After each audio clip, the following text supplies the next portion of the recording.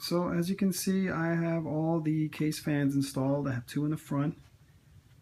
I have one on the window, which is where the graphics cards are going to be closest to. So that is going to actually be an intake fan, believe it or not, because what's going to happen is the airflow is going to blow inward, and then I'm going to have these two fans blowing inward. So it's going to take all of that heat and either push it up through the top with these 14mm fans on the top, or whatever excess is left, push it out the back with this 12mm fan. So all in all, I say we have pretty good airflow. Now we will start the tedious task of cable management.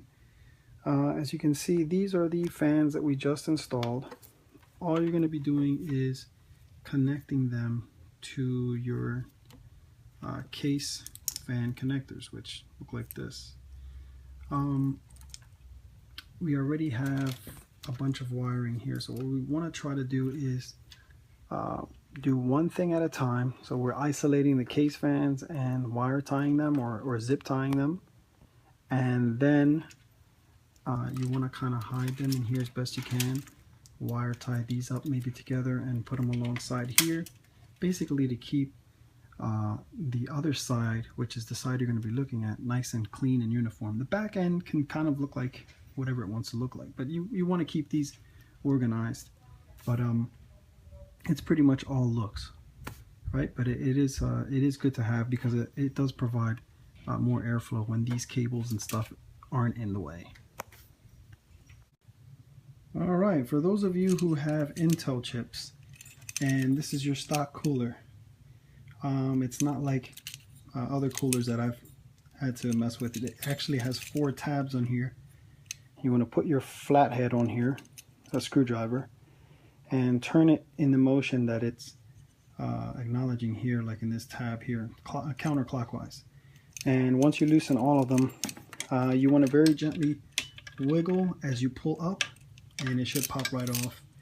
Then get some alcohol, and I used an old sock, something lint-free if you can, to clean off all of the thermal grease on either side. If you plan to use this fan again, I don't know, but definitely for the CPU.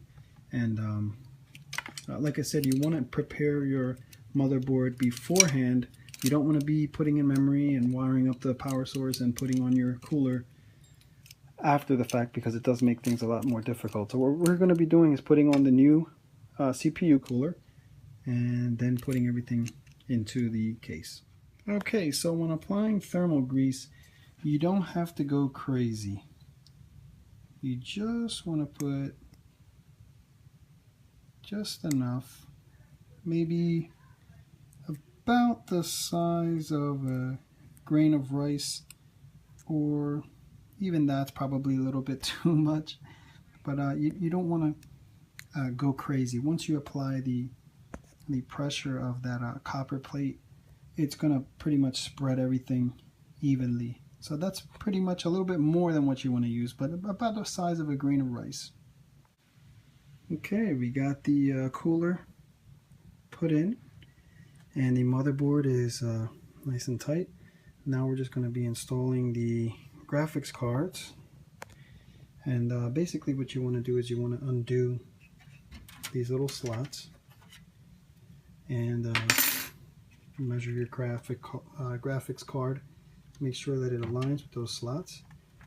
Push down firmly and make sure that these PCI slots match up here, and this locking mechanism will automatically kick in and secure the card. Alright, so I have both graphics cards installed. Still wiring up the drives and the SATA cables, and I'm basically trying to just tuck them in and keep them as clean as I can. And if you want to look on the other side here,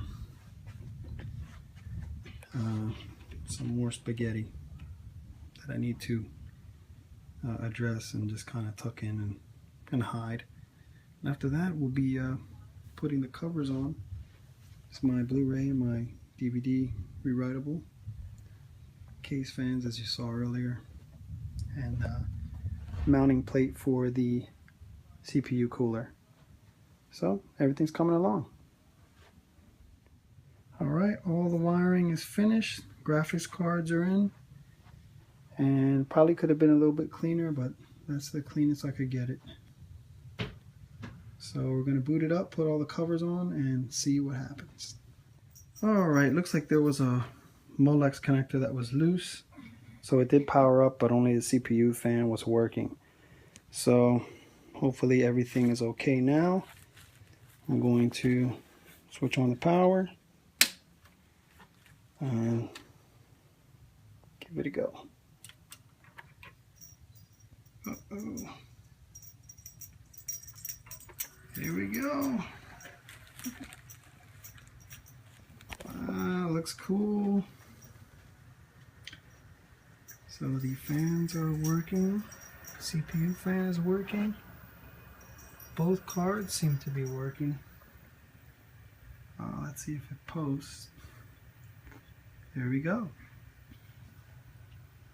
Well, now we'll try to see if we can get some benchmarks. But man, this looks awesome.